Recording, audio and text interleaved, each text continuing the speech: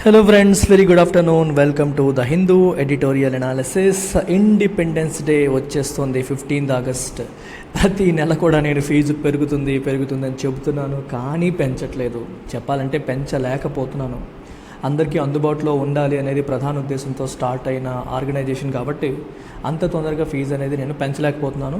Plus ఇప్పుడు independence day వచ్చింది కాబట్టి you should get independence from high fee. So కొన్ని స్పెషల్ ఆఫర్స్ కూడా ఇస్తున్నాం across all categories. Institute offer చేస్తున్న అన్ని కోర్సెస్ పైన కూడా స్పెషల్ ఆఫర్స్ ఉన్నాయి. మీరు ఈ వీడియో ఒక కామెంట్ సెక్షన్ చూడండి, దాంట్లో మీకు లింక్స్ ఉంటాయి. మన వెబ్సైట్లో డిఫరెంట్ కోర్స్ లింక్స్ ఉంటాయి. మీరు you can make payment directly on the website, లేదా మీరు డీటెయిల్డ్గా మాట్లాడి చేయాలంటే ఈ నెంబర్తో మీరు మాట్లాడి, ఇక్కడ ఉన్న నెంబర్కి కాల్ చేసి మాట్లాడి కూడా మీరు జాయిన్ కావచ్చు. గూగుల్ పే, ఫోన్పే ద్వారా పే చేసి జాయిన్ అవ్వచ్చు. మీరు ఇక్కడ చూడండి, యూపీఎస్సీలో మనం కోర్సెస్ ఆఫ్లైన్ ఆఫర్ చేస్తున్నాం. విశాఖపట్నం మరియు హైదరాబాద్లో ఆన్లైన్లో 3 variants: regular batch, working professionals, అలాగే కాలేజ్ స్టూడెంట్స్. సేమ్ ఫీజులో ఏ మార్పు లేదు. ముగ్గురికి వేరువేరుగా ఓరియంటేషన్ అనేది, మెంటర్షిప్ అనేది ప్రొవైడ్ చేయడం అనేది జరుగుతుంది. ఎస్పెషల్లీ కాలేజ్ పిల్లలు, వర్కింగ్ ప్రొఫెషనల్స్కి వాళ్ళు రోజంతా టైం ఉండదు కాబట్టి వాళ్ళకి సెపరేట్ గైడెన్స్ అనేది కావాలని భావించి ఆ 2 కేటగిరీస్కి మెంటర్షిప్ కూడా ప్రొవైడ్ చేయడం అనేది జరుగుతుంది. సో ఇక్కడ కనిపిస్తున్న ఫీ అనేది మీకు 15th ఆగస్ట్ వరకు మాత్రమే వ్యాలిడ్. ఇది మన వెబ్సైట్లో లాగిన్ అయ్యి మీరు పేమెంట్ చేయొచ్చు, లేదా ఇంకా వివరాలు కావాలంటే మేడంతో మాట్లాడవచ్చు. రైట్. అలాగే కామెంట్ సెక్షన్లో మీకు మన టెలిగ్రామ్ ఛానల్ లింక్ ఉంటుంది, వాట్సాప్ గ్రూప్ లింక్ ఉంటుంది. అందులో మీరు జాయిన్ అయితే రెగ్యులర్ అప్డేట్స్ కూడా మీకు వస్తాయి. సిమిలర్గా UPSC optionals, public administration, PSIR, sociology, anthropology, Telugu literature 5 optionals మనం ఆఫర్ చేస్తున్నాం. ఏ ఆప్షనల్ మీరు జాయిన్ అవ్వాలన్నా సరే, again you have a special offer in this month. 22,500కే, చాలా తక్కువ ఫీజు. 20,500కి మీరు జాయిన్ అయ్యే golden opportunity, that to live and recorded. Only recorded కాదు, లైవ్ క్లాసెస్ కూడా మీకు వస్తాయి. ఈ నెంబర్కి మీరు కాల్ చేసి జాయిన్ అవ్వచ్చు. ఆప్షనల్ పేమెంట్ లింక్స్ కూడా మీకు కామెంట్ సెక్షన్లో ఉన్నాయి. సో ఇప్పుడే మీకు చెప్పాను, ఆఫర్స్ అనేవి 1 కాదు 2 కాదు, అన్నింటిపైన ఉన్నాయి. ఎన్సీఆర్టీస్ అబ్సల్యూట్ బిగినర్స్ కోసం, అబ్సల్యూట్ బిగినర్ ఇంక మెల్లగా స్టార్ట్ చేద్దాం అనుకునే వాళ్ళందరికీ ఎన్సీఆర్టీ ఫౌండేషన్ రెగ్యులర్ ఫీ 15,000 మీకు 10,000కి ఆఫర్ చేస్తున్నాను. ఇండివిజువల్ సబ్జెక్ట్స్ రెగ్యులర్ ఫీ ఇక్కడ కనిపిస్తుంది, దాన్ని కూడా కేవలం 5,000కి, ఏ సబ్జెక్ట్ అయినా 5,000కి జాయిన్ అయ్యే ఛాన్స్. ఈవెన్ 10,000 ఉండే కోర్స్ కూడా 5,000కి ఇస్తున్నాం.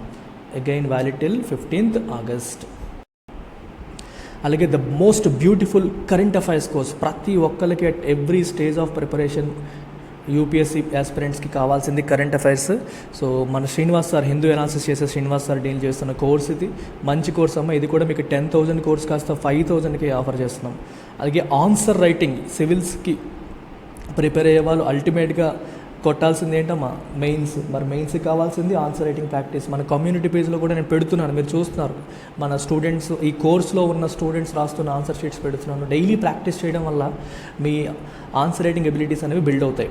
సో అందుకని కంప్లీట్ జనరల్ స్టడీస్ 1250 మార్క్స్ని కవర్ చేస్తారన్న ఈ కోర్స్ మీరు జాయిన్ అవ్వచ్చు.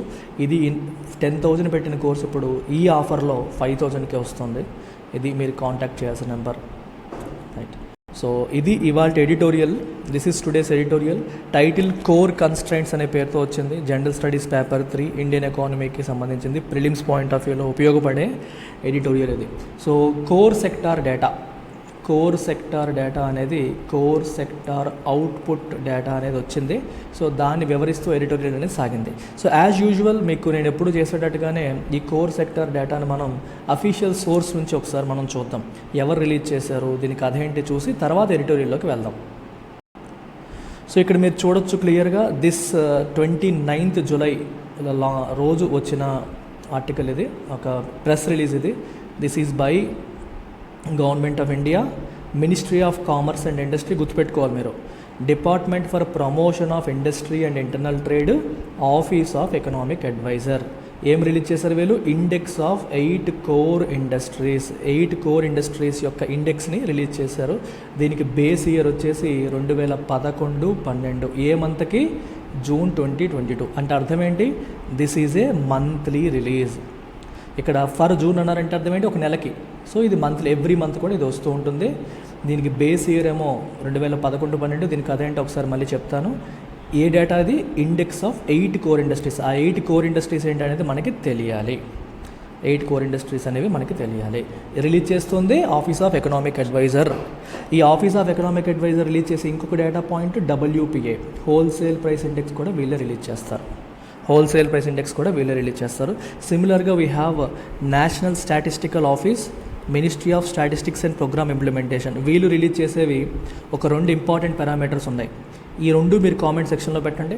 National statistical office, ministry of statistics and programme implementation నుంచి రిలీజ్ అయ్యే 2 ఇండికేటర్స్, మంత్లీ ఇండికేటర్స్ ఏంటి అనేది మీరు నాకు కామెంట్ సెక్షన్లో పెట్టాలి. ఓకేనా?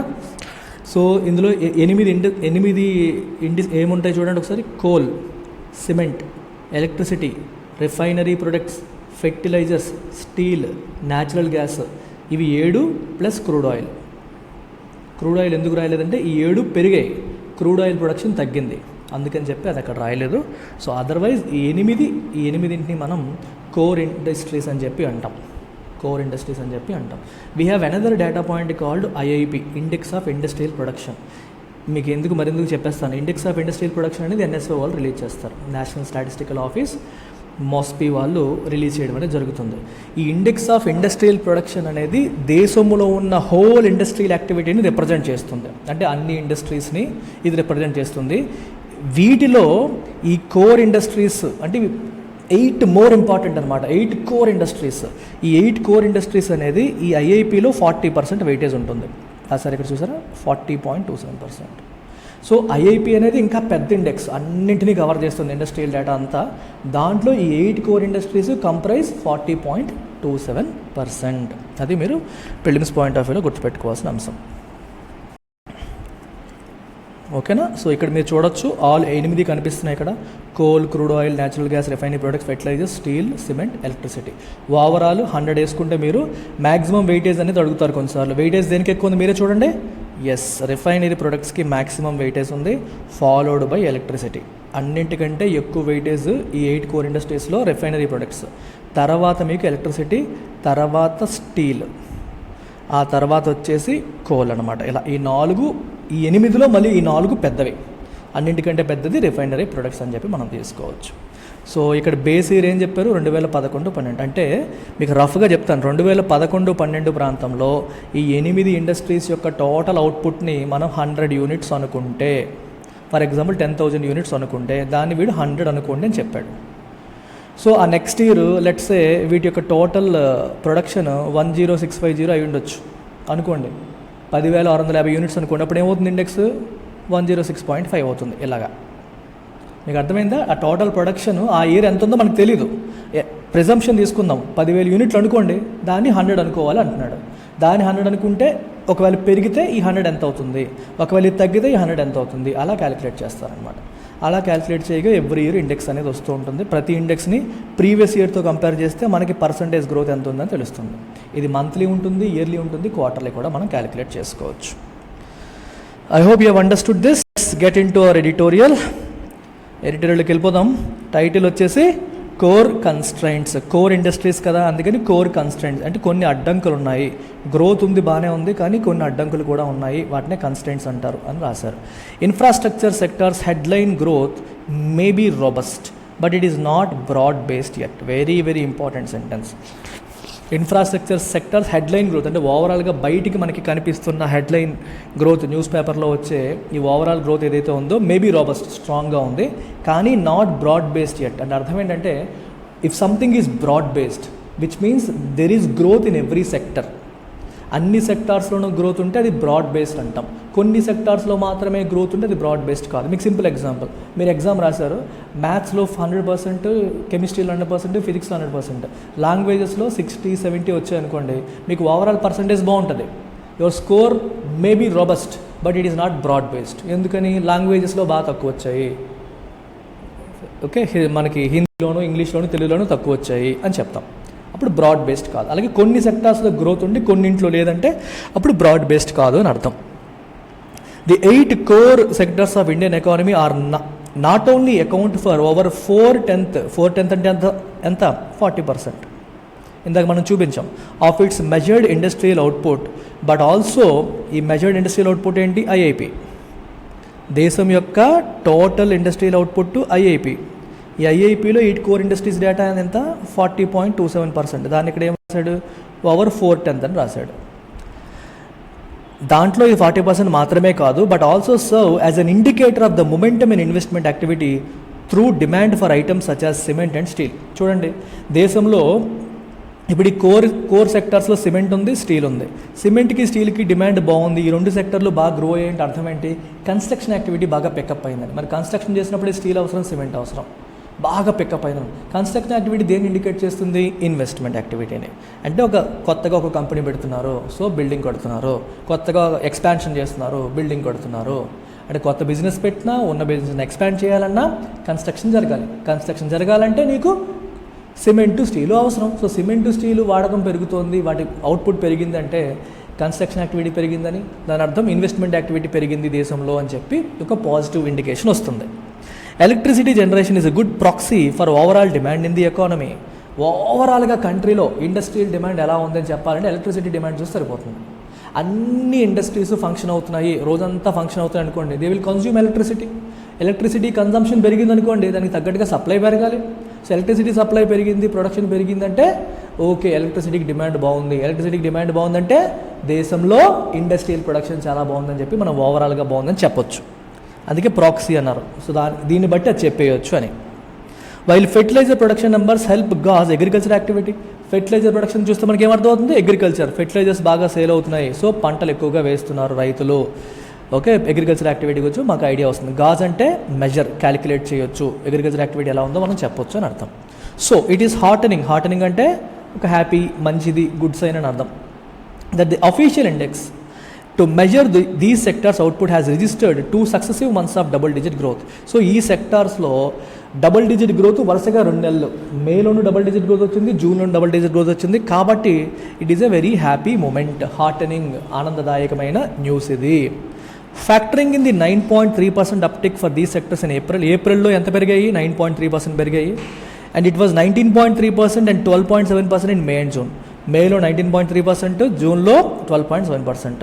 సో ఓవరాల్గా the first quarter of 22-23 has seen output growth of 13.7%. మన ఫస్ట్ క్వార్టర్లో ఓవరాల్గా ఎంత గ్రోత్ వచ్చింది, 13.7% గ్రోత్ అనేది వచ్చింది. Despite the high base of 26% growth in Q1 last year. Last year quarter 1లో 26% గ్రోత్ ఉన్నప్పటికీ, హై బేస్ ఉన్నప్పటికీ కూడా ఇప్పుడు కూడా మళ్ళీ హై గ్రోత్ ఉన్నప్పటికీ కూడా ఇప్పుడు మనం ఎంత చూసాం, 13.7% గ్రోత్ అనేది చూడడం జరిగింది. మీకు అర్థమైందా? డిస్పైట్ ద హై బేస్ అంటే అర్థం ఏంటంటే, ఇప్పుడు ఫర్ ఎగ్జాంపుల్ మీకు చిన్న ఎగ్జాంపుల్ చెప్తే అర్థమైపోతుంది. చాలా ఈజీగా బేస్ ఎఫెక్ట్ అనే పదం చాలా కామన్గా వాడుతుంటారు టెర్మినాలజీలో. లెట్స్ అజ్యూమ్ ఈ నెల మీరు ఒక ఎగ్జామ్ రాశారు, ఎగ్జామ్లో 100కి 50 మార్కులు వచ్చాయి, చాలా తక్కువ వచ్చాయి కదా. నెక్స్ట్ మంత్ మళ్ళీ ఎగ్జామ్ రాశారు, నెక్స్ట్ మంత్ ఎగ్జామ్లో 70 మార్కులు వచ్చాయి. కాకపోతే మీరు ఏమంటారు, 50 నుంచి 70, అబ్బా ఎంత పెరిగింది, ఎంత బాగా పర్ఫామ్ చేశాడు, లాస్ట్ మంత్ 50 వస్తే ఈ మంత్ 70 వచ్చాయి అంటాం. సో ఇక్కడ ఏ ఫ్యాక్టర్ పనిచేస్తుంది, లో base effect. Last year base సరిగ్గా లేదు, అంటే తక్కువ చేసావు కాబట్టి, లాస్ట్ మంత్ తక్కువ చేసావు కాబట్టి ఈ మంత్ 70 చేసినా సూపర్గా చేసినట్టు కనిపిస్తుంది. మీకు అర్థమవుతుందా? అలా కాకుండా ఇప్పుడు ఈ మంత్ ఏమో 70 చేసావు, నెక్స్ట్ మంత్ 80 చేసావు అనుకో, 70 నుంచి 80 కొంచెమే గ్రోత్ అంటాం. అంటే అర్థం ఏంటి, లాస్ట్ మంత్ ఆల్రెడీ బాగుంది కాబట్టి ఇప్పుడు చేస్తుంది పెద్దగా ఆనట్లేదు. అర్థమైందా? లాస్ట్ మంత్ బాగున్నప్పటికీ కూడా ఇంకా గ్రోత్ కనిపించింది అనుకోండి, అప్పుడు బాగా వచ్చినట్టు కదా. ఇక్కడ విషయం అదే. 2020-21 ఇది తీసుకుంటే మీరు ఈ సంవత్సరం 2020-21 క్వార్టర్ తీసుకుంటే బాగా లో ఉంది, కోవిడ్-19 వల్ల lockdown. 21-22 last quarter, April to June quarter తీసుకుంటే ఇది బాగా లో ఉంది కాబట్టి ఇక్కడ హై గ్రోత్ కనిపించింది. ఇక్కడ హై గ్రోత్ చూడండి, అందుకే 26% గ్రోత్ కనిపించింది లాస్ట్ ఇయర్. సో 21-22లో వెరీ హై గ్రోత్ ఉంది. సో దీన్ని బేస్ చేసుకొని చూసినప్పటికీ మనకి 13.7% వచ్చింది కాబట్టి బాగున్నట్టే అర్థం. లాస్ట్ ఇయర్ 26% వచ్చినా గొప్ప కాదు, ఎందుకంటే అంతకు ముందు సంవత్సరం బాగాలేదు కాబట్టి, కోవిడ్ ఇయర్ కాబట్టి బాగా తక్కువ ఉంది కాబట్టి ఎక్కువ కనిపించింది. కానీ ఈ ఇయర్ అలా కాదు కదా, లాస్ట్ ఇయర్ ఒక మాదిరిగా ఉన్నప్పటికీ దానికంటే బెటర్గా పర్ఫామ్ చేశామని చెప్పి చెప్తున్నారు. So total industrial output grew 6.7% in April, 19.6% in May. Industrial output ఓవరాల్గా ఏప్రిల్లో 6.7%, మేలో 19.6% గ్రో అయింది. So based on June's core sectors data, economics reckon అంటే ఎస్టిమేట్ చేస్తున్నారు industrial production to rise anywhere between 9% and 13% in June. Industrial production అంటే IIP data 9% to 13% జూన్లో పెరుగుండొచ్చు అని guess చేస్తున్నారు. ఇంకా డేటా రాలేదు, ఎన్ఎస్ఓ వాళ్ళు రిలీజ్ చేయాల్సి ఉంది. దీస్ హై నెంబర్స్ అంటే ట్యాడ్ మిస్లీడింగ్. నెంబర్స్ సూపర్ ఉన్నాయి కదా అని చెప్పి మనం గెంతొద్దు, దే ఆర్ ట్యాడ్ అంటే కొంచెం మిస్లీడ్ చేస్తున్నాయి. ఎందుకని? The first quarter of 2021 was marred by national lockdowns. 2020-21 marred అంటే డ్యామేజ్డ్, అబ్స్ట్రక్టెడ్ అని అర్థం. 2021లో ఉన్న ఫస్ట్ క్వార్టర్ ఏమైందమ్మా? నేషనల్ లాక్డౌన్ వల్ల బాగా తక్కువ ఉంది. సో వెరీ లో బేస్ ఉంది. And though output did not suffer as much during the second covid wave in Q1 21-22. మరి 21-22 మీరు తీసుకుంటే 20-21 అంత మరీ అంత తక్కువ లేదు, కానీ economic conditions were not ideal either. అప్పుడు కూడా సెకండ్ వేవ్ అప్పుడే ఎంటర్ అవ్వడం కొంచెం ఇబ్బందులు ఉన్నాయి, కంప్లీట్గా ఫ్రీ అయిపోయిందని కాదు. ఐడియల్ కండిషన్స్, ఏ ఇష్యూస్ లేవు, నార్మల్ ఎకానమీ ఉన్న పరిస్థితి అయితే కాదు. 20-21 అంటే ఓకే, కంప్లీట్గా లాక్డౌన్లో వాష్అవుట్ అయిపోయింది. 21-22 బాగానే ఉంది, కానీ అప్పుడు కూడా ఐడియల్ కండిషన్స్ కాదు. అలాంటి టైంలో వచ్చిందంతా పోలిస్తే మనం బాగా చేసామని అర్థం. In any case these base effects will start fading from July. ఈ బేస్ ఎఫెక్ట్ కాన్సెప్ట్ జులై నుంచి ఎగిరిపోతుంది. ఎందుకంటే లాస్ట్ ఇయర్ జులై నుంచి మనకి కోవిడ్ ఇబ్బందులు మరి లేవు. సెకండ్ వేవ్ కూడా ఆల్మోస్ట్ తగ్గిపోయింది, ఇండస్ట్రీ కంప్లీట్గా ఓపెన్ అప్ అయిపోయింది. For better context to assess wear the economic recovery stands, ఇంకా బెటర్గా మనం ఎకనామిక్ రికవరీ ఎక్కడుంది అని అసెస్ చేయాలంటే ఏం చేయాలి? Industrial output in May was 1.7% over pre pandemic levels. 2019తో పోల్చుకున్నాం అనుకోండి, ఏ గొడవ లేదు. పాండమిక్ రాకముందు మే నెలతో పోలిస్తే మన ఎకనామిక్ రికవరీ 1.7% ఎక్కువ ఉంది. అలాగే జూన్ యొక్క అవుట్పుట్ కూడా 2019తో పోల్చుకుంటే 8% ఎక్కువ ఉంది. It gives us better context. Last ఇయర్ది, బిఫోర్ లాస్ట్ ఇయర్ది కోవిడ్ ఫస్ట్ వేవ్ అని, సెకండ్ వేవ్ అని ఐడియల్ కండిషన్స్ కాదు అవి. ఏవో ఇష్యూస్ ఉన్నాయి. ఇప్పుడు నీకు హెల్త్ బాగాలేనప్పుడు ఒక ఎగ్జామ్ రాసావు, ఆ మార్కులను ప్రామాణికంగా తీసుకోవచ్చా? హెల్త్ బాగున్నప్పుడు, అన్ని కండిషన్స్ బాగున్నప్పుడు నీకు ఎన్ని మార్కులు వచ్చాయో చూడాలి. హెల్త్ బాగాలేనప్పుడు రాసింది ఎలా కౌంట్ చేస్తాం? అందుకే 2019తో కంపేర్ చేస్తే కొంచెం గ్రోత్ అనేది కనిపిస్తుంది. That's what the author is saying. అంటే ఎడిటోరియల్ చదివేటప్పుడు ప్రతి లైను, ప్రతి పాయింట్ ఏ కాంటెక్స్ట్లో ఆథర్ చెప్తున్నారనేది మనం అర్థం చేసుకున్నప్పుడే ఎడిటోరియల్ చదివినట్టు. వొకాబులరీ చదివేసి, గ్రామర్ చదివేస్తే ఎడిటోరియల్ చదివినట్టు కాదు. సో చాలామంది చేస్తున్న తప్పులు అదే. ఈ పదం మీనింగ్ ఏంటి, పదం మీనింగ్ ఏంటి, గ్రామర్ ఏంటి, ఇది కాదమ్మా. గ్రామర్, వొకాబులరీ ఆర్ టూల్స్, అవి మనకి హెల్ప్ అవుతాయి ఈ కాంటెక్స్ట్ని అర్థం చేసుకోవడానికి, కాంప్రహెన్షన్కి అవి అర్థమయ్యే ఒక టూల్స్ మాత్రమే. వర్డ్స్ బట్టి కొట్టేస్తే మనకి ఎడిటోరియల్ అర్థమైనట్టు కాదు. కాంప్రహెన్షన్ చాలా ఇంపార్టెంట్, కాంటెక్చువల్ అవేర్నెస్ అనేది చాలా చాలా important. So what should cause concern is that the recovery is still fragmented and dissonant. So అయినా సరే మనం కొంచెం బాధపడాల్సిన విషయం, కొంచెం ఆందోళన చెందాల్సిన విషయం ఉంది. ఏంటది?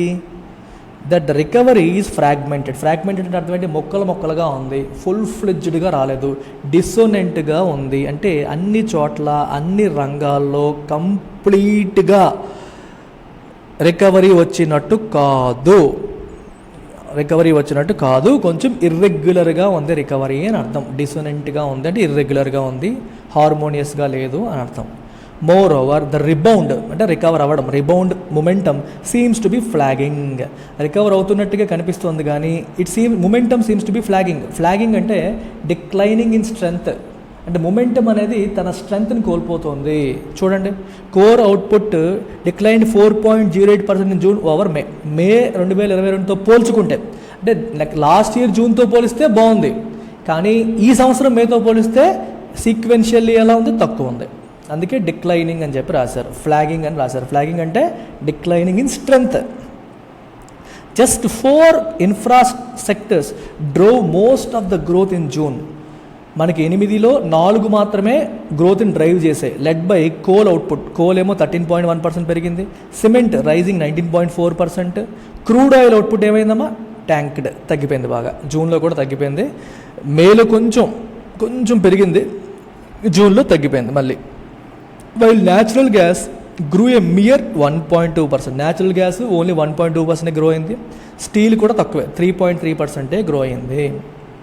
రిఫైనరీ ప్రొడక్ట్స్ 15.1% గ్రో అయ్యాయి, driven by higher global prices making exports attractive. బాగా గ్లోబల్ ప్రైసెస్ ఎక్కువగా ఉండడం వల్ల ఎక్స్పోర్ట్స్ అట్రాక్టివ్ అయ్యాయి. సో దానివల్ల మనకి 15.1% రిఫైనరీ ప్రొడక్ట్స్ గ్రో అవ్వడం అనేది జరిగింది. సో గ్లోబల్ ప్రైసెస్ బాగున్నాయి కాబట్టి మన వాళ్ళు ఎక్కువగా ఇంపోర్ట్ చేసుకుని రిఫైన్ చేసి మళ్ళీ పంపించారు, అందుకని ఎక్స్పోర్ట్స్ బాగా పెరిగాయని చెప్పి ఇక్కడ రాశాడు. అంటే ఇంటర్నేషనల్ మార్కెట్లో అట్రాక్టివ్ ప్రైసెస్ ఉన్నాయి కాబట్టి ఇప్పుడు చూడండి, రిఫైనరీ ప్రొడక్ట్స్ అవుట్పుట్ ఎక్స్పోర్ట్స్ పెరగాలంటే ఏం చేయాలి? ఫస్ట్ ఇంపోర్ట్ చేసుకోవాలి. ఇంపోర్ట్ చేసుకొని క్రూడ్ ఆయిల్ ఇంపోర్ట్ చేసుకొని దాన్ని రిఫైన్ చేసి తర్వాత మళ్ళీ పెట్రోల్ని రిఫైన్ చేసాక వచ్చే పెట్రోల్ని డీజిల్ని ఎక్స్పోర్ట్ చేస్తారు. మార్కెట్ మంచి డిమాండ్ ఉంది కాబట్టి వీళ్ళు ఎక్కువగా ఇంపోర్ట్ చేసుకొని మళ్ళీ ఎక్కువగా ఎక్స్పోర్ట్ చేశారని రాశారు. దాని అర్థం అది.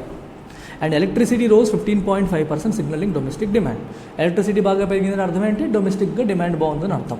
The monsoon would dampen coal production, pressuring generators to import more coal if electricity demand sustain. చూడండి, మాన్సూన్ సీజన్లో మనకి కోల్ ప్రొడక్షన్ అనేది ఇబ్బంది అవుతుంది, డాంపెన్ అవుతుంది, అంటే కొంచెం ఇబ్బంది అయ్యే పరిస్థితి వస్తుంది, తగ్గిపోతుందని అర్థం. డాంపెన్ అనే పదానికి మంచి మీనింగ్ ఉంటుందండి. ఒక హై స్పిరిట్స్లో ఉంటావు నువ్వు and something happens, it dampens your spirit. మనం నీరు గార్చేయడం అంటాం చూడండి, నా ఉత్సాహాన్ని నీరు గార్చేసింది అనే మీనింగ్ వస్తుంది అనమాట. సో కోల్ ప్రొడక్షన్ మంచి పాజిటివ్గా ఉన్న టైంలో ఇప్పుడు వర్షాకాలం వచ్చిందనుకోండి, కోల్ ప్రొడక్షన్ తగ్గిపోతుంది. దానివల్ల ఏమవుతుంది? ఈ జనరేటర్స్ ఎక్కువ కోల్ ఇంపోర్ట్ చేసుకోవాల్సి వస్తుంది. ఈ electricity demand sustains. Electricity demand అలాగే ఉందనుకోండి, ఇక్కడ దొరకట్లేదంటే బయట నుంచి కోల్ ఎక్కువగా ఇంపోర్ట్ చేసుకోవాల్సిన పరిస్థితి వస్తుంది. The only 2 sectors to record a month on month growth in జూన్లో month on month growth record చేసిన ఓన్లీ 2 sectors ఏవి? సిమెంట్ మరియు ఫెర్టిలైజర్స్. అంటే మేతో పోల్చితే గ్రో అయినవి ఈ 2 మాత్రమే. మిగిలినవన్నీ లాస్ట్ ఇయర్తో పోలిస్తే పెరిగాయి, కానీ month on month year on year 2 చూస్తారు.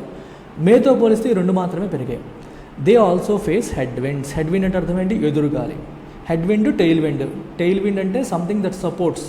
నువ్వు సైకిల్ మీద తొక్కుతున్నావు, వెనక నుంచి గాలి వేసింది అనుకోండి, సర్ర వెళ్ళిపోతావు. అది ఎదురుగాలి వచ్చిందనుకోండి, కష్టపడతావు. ఇండస్ట్రీలో ఎకానమీలో ఇదే వాడతారు. అంటే మనకి అడ్డంకులు, అబ్స్టకల్స్ ఎదురవుతూ ఉంటే హెడ్ విండ్స్ అంటారు.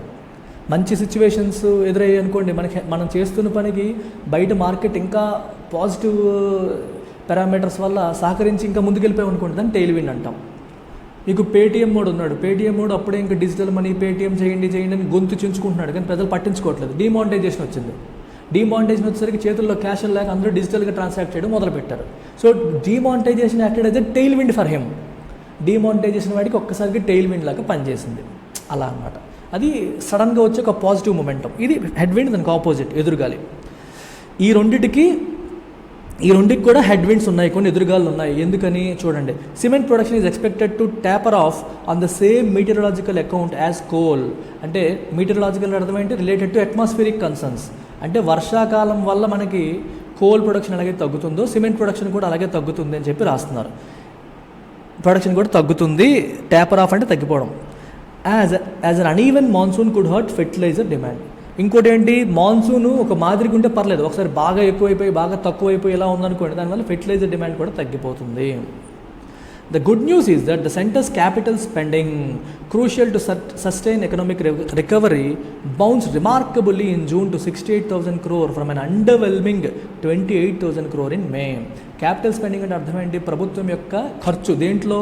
ఇన్ఫ్రాస్ట్రక్చర్లో, అంటే అసెట్స్లో, అసెట్ క్రియేషన్లో, రోడ్లు, మనకి power sector projects, bridges, dams, ఇట్లాంటి వాటి కోసం పెట్టే ఖర్చుని క్యాపిటల్ స్పెండింగ్ అని చెప్పి అంటాం. Revenue spending, capital spending. Capital స్పెండింగ్లో అసెట్స్ క్రియేట్ అవుతాయి. రెవెన్యూ స్పెండింగ్ అంటే శాలరీలు, తిరగడాలు, ట్రాన్స్పోర్ట్లు, ఖర్చులు, ఇట్లాంటివి. అసెట్ క్రియేషన్ ఏమి ఉండదు. కానీ క్యాపిటల్ స్పెండింగ్లో అసెట్ క్రియేషన్ జరుగుతుంది. అంటే ఇది ఒక మంచిదన్నమాట. ఇది ఒక మంచి ఎక్స్పెండిచర్లో మంచి ఎక్స్పెండిచర్. మనం ఉన్నాం మా ఇంట్లో, ఇప్పుడు మన రోజువారీ నెలవారీ మెయింటెనెన్స్ ఖర్చులు పెంచుకుంటూ వెళ్ళిపోయాం అనుకోండి, అది మంచి ఎక్స్పెండిచర్ కాదు. అదే మన నాన్న ల్యాండ్ కొన్నారనుకోండి, అది మంచి ఎక్స్పెండిచర్. మీకు అర్థమైందే? బికాజ్ ఒక ఎసెట్ క్రియేట్ అయింది, అది మంచి ఎక్స్పెండిచర్. ఇష్టం వచ్చినట్టు జల్సాలకు వెళ్ళావు అనుకో, అది రెవెన్యూ ఎక్స్పెండిచర్, యూజ్లెస్. అది difference. So this is critical to sustain recovery. మరి ఇది క్యాపిటల్ స్పెండింగ్ ఉంటేనే కదా మంచి ఇన్ఫ్రాస్ట్రక్చర్ బిల్డ్ అయితేనే ఎకనామిక్ గ్రో అవుతుంది. సో అది బాగా జరిగింది జూన్ నెలలో అని చెప్తున్నారు. And it bounce remarkably in June. 68,000 కోట్లు గవర్నమెంట్ ఖర్చు పెట్టింది. From an underwhelming 28,000 crore in మేలో బాగా తక్కువైంది 28,000 కోట్లు. దాంతో కంపేర్ చేస్తే చాలా బాగా అండర్వెల్మింగ్ అంటే అంత గొప్పగా లేని, తక్కువ అని అర్థం. బాగా రికవర్ అయింది. Ensuring that a quarter of the year's target has been met in Q1. అంటే సంవత్సరానికి ఎంత టార్గెట్ పెట్టుకుంటారు, మరి Q1 అంటే 1/4. సో 1/4 టార్గెట్, ఇయర్లీ టార్గెట్ Q1లోనే అయ్యేలాగా చేశారనమాట. సో లాస్ట్ మంత్ తక్కువైందని చెప్పి టగడగడ కొట్టేశారు జూన్లో. With private capital still shy. ఇక్కడ క్యాపిటల్ అనేది ఇక్కడ గవర్నమెంట్ చూసాం, ప్రైవేట్ అంటే ప్రైవేట్ కంపెనీస్ కూడా ఖర్చు పెడతాయి. అంటే వాళ్ళు బిజినెస్ ఎక్స్పాన్షన్ చేయడం కోసం, కొత్త బిజినెస్లు పెట్టడం కోసం, కొత్తగా ఎక్విప్మెంట్ కొనడం కోసం, మెషినరీ కొనడం కోసం, ఇలా అసెట్ క్రియేషన్కి వాళ్ళు కూడా ఖర్చు పెడతారు. అది ఎక్కువ ఉందా అంటే ప్రస్తుతానికి షై తక్కువ ఉంది, అంత గొప్పగా లేదు. షై అంటే ఇంకా అనుకున్నంత లేదు అనే మీనింగ్ అనమాట. అది తక్కువ ఉంది. గ్లోబల్ టర్మాయిల్, ప్రపంచవ్యాప్తంగా కొంచెం గందరగోళంతో కూడిన పరిస్థితులు ఉన్నాయి రష్యా యుక్రెయిన్ వార్ వల్ల, దీనివల్ల. అండ్ లోకల్ ఇన్ఫ్లేషన్, భారతదేశంలో ఇన్ఫ్లేషన్ అనేది ఎక్కువగా ఉండడం వల్ల కూడా it is playing spoil sport with రికవరీని కొంచెం డ్యామేజ్ చేస్తుంది. ధరలు పెరిగిపోవడం వల్ల ప్రజల కన్జంప్షన్ తగ్గించుకునే పరిస్థితులు కనిపిస్తున్నాయి. It is vital that the centre keep the pedal pressed. So పరిస్థితులు అన్నీ బాగున్నాయి అనుకోకూడదు, కొన్ని ఇబ్బందులు ఉన్నాయి. కాబట్టి ఇట్ ఈస్ వైటల్ అంటే important, that the centre keep the pedal pressed. Accelerator మీద కాల్ తీయకూడదు, పెడల్ మీద కాల్ వేసి ఉంచాలి. అంటే గవర్నమెంట్ తన ఖర్చు పెడతానే ఉండాలి ఆన్ దిస్ ఫ్రంట్. అంటే అర్థం ఏంటి, క్యాపిటల్ స్పెండింగ్ విషయంలో గవర్నమెంట్ కాంప్రమైజ్ అవ్వకూడదు, ఇంకా ఇంకా ఇంకా ఇంకా డబ్బులు ఖర్చు పెట్టాలి. గవర్నమెంట్ ఎక్కువగా డబ్బులు ఖర్చు పెడుతూ ఉంటే ఏ విషయంలో, క్యాపిటల్ స్పెండింగ్లో ఖర్చు పెట్టడం వల్ల ఏమవుతుంది, ఎంప్లాయ్మెంట్ జనరేట్ అవుతుంది. ఇప్పుడు రోడ్డు కన్స్ట్రక్షన్ అవుతుంది, బ్రిడ్జ్ కన్స్ట్రక్షన్ అవుతుంది, పవర్ లైన్స్ వస్తున్నాయి. It creates employment, it creates demand. ప్రజల చేతుల్లోకి డబ్బులు వెళ్తే వాళ్ళు ఏం చేస్తారు, ఖర్చు పెడతారు. ఖర్చు పెడితే కన్జంప్షన్ పెరుగుతుంది. సో ప్రైవేట్ సెక్టర్ ఇన్వెస్ట్మెంట్ పెద్ద గొప్పగా లేదు, ప్రజల్లో డిమాండ్ ఏమో తక్కువ ఉంది ఇన్ఫ్లేషన్ వల్ల. కాబట్టి ప్రభుత్వం ఆలోచించకుండా ఖర్చు పెడతానే ఉండాలి, ఎస్పెషల్లీ ఇన్ఫ్రాలో. And cajoles more states into availing 1 lakh crore capex loan window soon. Government 1,00,000 కోట్లు క్యాపిటల్ ఎక్స్పెండిచర్ లోన్ ఇస్తుంది స్టేట్ గవర్నమెంట్స్కి. సో ఆ లోన్ తీసుకోవచ్చు. కాకపోతే ఈ లోన్ దేనికి ఖర్చు పెట్టాలి, స్టేట్ గవర్నమెంట్స్ కూడా ఇన్ఫ్రాస్ట్రక్చర్ మీదే పెట్టాలి. మళ్ళీ పప్పు బెల్లాలు పంచినట్టు పంచకూడదు. దేనికోసం చేయాలి, రోడ్లు వేయడం ఇలాంటి వాటికి ఉపయోగించాలి. సో ఆ విండోని ఉపయోగించుకునేలాగా కజోల్ అంటే కన్విన్స్ చేయడం. కజోల్ కోక్స్ దాని మీనింగ్ ఏంటి, కన్విన్స్. స్టేట్స్ని కన్విన్స్ చేసి వాళ్ళు లోన్ తీసుకునేలా చేసి వాళ్ళతో కూడా ఖర్చులు పెట్టించాలి. అప్పుడు ఎకనామిక్ రికవరీ అనేది సస్టైన్ అవుతుంది అనేది దీని అర్థం. Okay, that's about it guys, take care. మళ్ళీ చెప్తున్నాను, ఇండిపెండెన్స్ డే సెలబ్రేషన్స్ బిగిన్ అయిపోయాయి LTX క్లాసెస్లో. ఇప్పటి వరకు జాయిన్ కాని వాళ్ళు, ఇప్పుడే ఇంకా ఆగస్టు మంత్ శాలరీస్ అందుకునే వాళ్ళు, ఎస్పెషల్లీ మన సచివాలయం సిబ్బంది చాలామంది రెగ్యులరైజ్ అయిన తర్వాత మొట్టమొదటి శాలరీలు ఈ నెల అందుకుంటారు. అందులో 5,000 రూపాయలు మీ ఫ్యూచర్ కోసం, UPSC ప్రిపరేషన్ కోసం LTX క్లాసెస్లో ఇన్వెస్ట్ చేయడం మొదలుపెట్టండి. Investment in yourself is the best investment అని చెప్పి అంటారు. ఓకే, డబ్బులు మనం ఆలోచిస్తాం ఎప్పుడని, దేంట్లో పెట్టాలి డబ్బులని, స్టాక్స్లో పెట్టాలా, భూమి మీద పెట్టాలా, దాని మీద, అవన్నీ కాదు, మన మీద మనం ఇన్వెస్ట్ చేయాలి. ఎటువంటి ఇన్వెస్ట్మెంట్, స్కిల్, నాలెడ్జ్ ఎక్విజిషన్ కోసం పెట్టే ఏ రూపాయి కూడా మనకి చెడు చెయ్యదు. మంచిగా చేస్తుంది కానీ చెడు చెయ్యదు. That's about it, take care, bye.